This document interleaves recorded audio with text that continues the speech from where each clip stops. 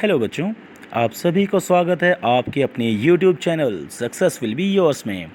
और प्यारे बच्चों, आज की इस क्लास में हम 5th क्लास के सब्जेक्ट मैथमेटिक्स की वर्कशीट नंबर 43 के विषय में अध्ययन करेंगे। बच्चों, जैसा कि इस वर्कशीट में शुरुआत में ही आपको दी गई है एक चित्र पहेली।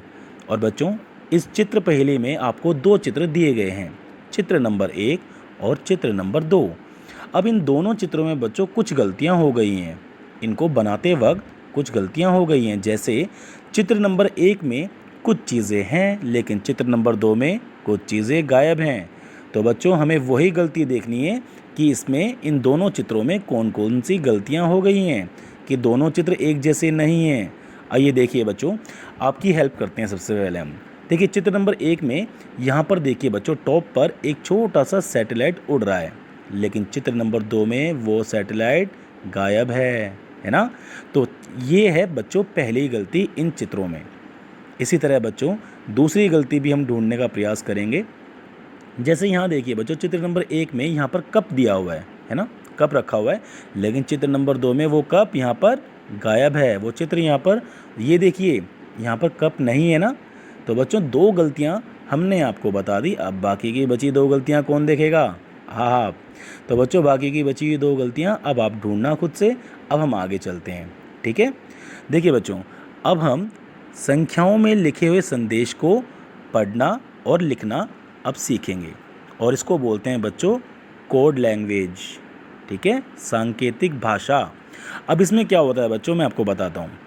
जैसे इंग्लिश का कोई भी एक वर्ड आप चुन के देखिए, कोई भी वर्ड चुन लीजिए इंग्लिश में। जैसे बच्चों यहाँ पर एग्जाम्पल लेके चलो, यहाँ पर लिखा हुआ है ऑनेस्टी, और ऑनेस्टी की स्पेलिंग क्या होती है बच्चों?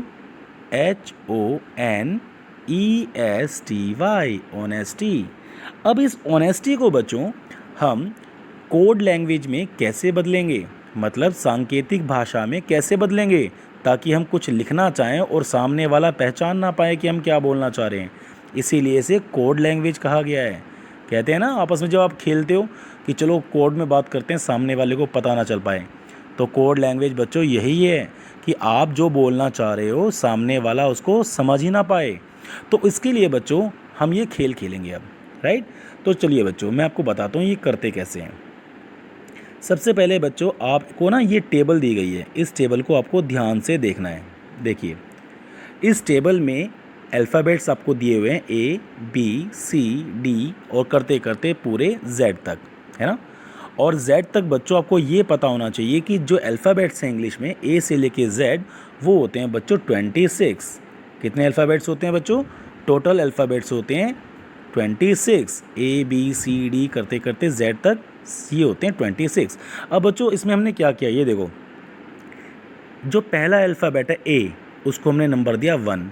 मैथमेटिकल ऑर्डर के हिसाब से जो पहला अल्फ़ाबेट है, जो पहला लेटर है, हमने उसको नंबर 1 उसको कोडिंग दी। नंबर B, यहाँ देखिए लेटर B को हमने कोडिंग दी नंबर 2 से, लेटर C को हमने कोडिंग दी नंबर 3 से, D को हमने कोडिंग दी 4 से, E को 5 से, F को किससे रिप्रेजेंट करेंगे बच्चों हम फिर? 6, यस यू आर राइट। और G को किससे रिप्रेजेंट करेंगे? इसकी कोडिंग क्या होगी? 7। H की कोडिंग 8, यस।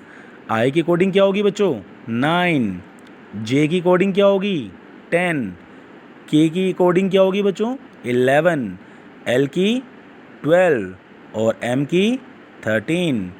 इसी तरह बच्चों N की 14, O की 15, P की 16, Q की 17, R की 18, S की 19, यस, T की 20, ठीक है बच्चों, और U की 21, V की 22, W की 23, X की 24 और Y की 25 एंड Z की 26।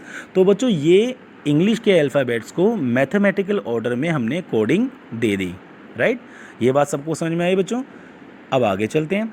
अब यहाँ पर जैसे ऑनेस्टी एक वर्ड है, अब हम सामने वाले आदमी को नहीं बताना चाहते कि हम ऑनेस्टी बोलना चाह रहे हैं, और हम बोलें 8, 15, 14, 5, 19, 20, 25, तो सामने वाला नहीं पहचान पाएगा, समझ ही नहीं पाएगा कि आपने बोला क्या।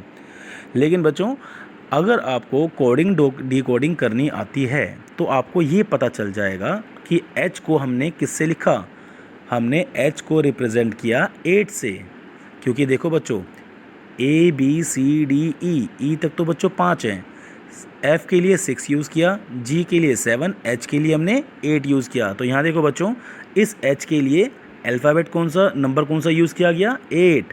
O के लिए कौन सा नंबर यूज़ किया गया बच्चों, 15, क्योंकि N 14 है और O 15। तो इस O के लिए हमने 15 यूज़ किया, N के लिए क्या यूज़ किया बच्चों, 14, यस। और इसी तरह बच्चों E के लिए 5 और S के लिए 19, T के लिए क्या यूज़ किया बच्चों, 20 और Y के लिए बच्चों 25। तो बच्चों हमने क्या किया, इंग्लिश के जो लेटर्स हैं उसको हमने मैथमेटिकल ऑर्डर में उसको हमने कोडिंग कर दी।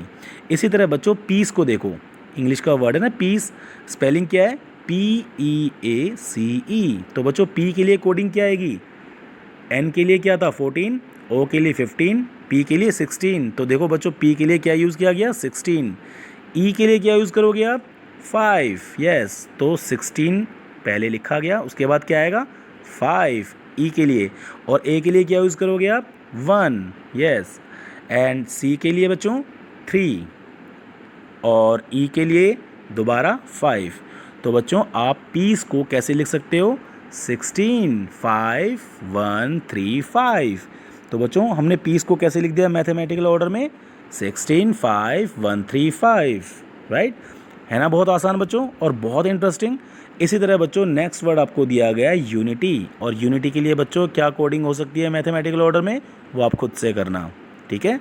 ये काम सर ने आपके लिए दे दिया। अब यहाँ देखो बच्चों दूसरा क्वेश्चन, अब नीचे दी गई संख्याओं को अंग्रेजी में बदलकर उसका छिपा संदेश पता लगाने का प्रयास करना है हमें। जैसे बच्चों ये वाला देखो 9 and 19, 9 किसके लिए आया बच्चों, E के लिए तो 5 है, F के लिए 6, G के लिए 7, H के लिए 8, I के लिए 9, यस। तो इस 9 की जगह हम क्या रख सकते हैं, I। और 19 किसके लिए है बच्चों, यहाँ देखो 19 है बच्चों S के लिए, तो 19 की जगह क्या लिख सकते हैं हम, S। तो 9 और 19 से क्या बना, इज़, है ना। और इसी तरह से बच्चों हम इसकी भी डिकोडिंग कर सकते हैं और इस वाले की भी डिकोडिंग कर सकते हैं, है ना बहुत इंटरेस्टिंग बच्चों। तो बच्चों ये खेल आप अपने माता पिता, अपने भाई बहन के साथ बहुत आराम से खेल सकते हो, और ये बहुत ही इंटरेस्टिंग खेल है। और आप जब भी चाहो, जब आपको लगे कि अपने माता पिता या अपने फ्रेंड्स के साथ, भाई बहन के साथ खेलना चाहो और टाइम का यूटिलाइज़ करना चाहो, तो बच्चों ये खेल खेल सकते हो, जिससे कि आपकी मेमोराइजिंग पावर भी आपकी बढ़ेगी बच्चों, और आप इजीली इस खेल को खेलकर बहुत मज़े भी ले सकते हो। तो बच्चों है ना इंटरेस्टिंग चैप्टर आपके लिए, और बहुत इंटरेस्टिंग कोडिंग डिकोडिंग। बच्चों मैं आशा करता हूँ कि आपको आज का ये टॉपिक और कंटेंट बहुत अच्छे से समझ में आया होगा, और आप बहुत अच्छे से इसकी प्रैक्टिस भी करोगे। लिख लिख के प्रैक्टिस करना बेटा इसकी, क्योंकि अल्फ़ाबेट्स के साथ हम नंबर्स की कोडिंग कैसे करते हैं इसकी लिखकर अगर आप प्रैक्टिस करोगे तो आपको याद हो जाएगा कि कौन से लेटर के लिए कौन सा नंबर यूज़ करना है, राइट। तो बच्चों बहुत बहुत शुक्रिया, थैंक यू जो आपने अपना कीमती वक्त दिया इस वीडियो को देखने में और इस कंटेंट को समझने में। थैंक यू वेरी मच बच्चों।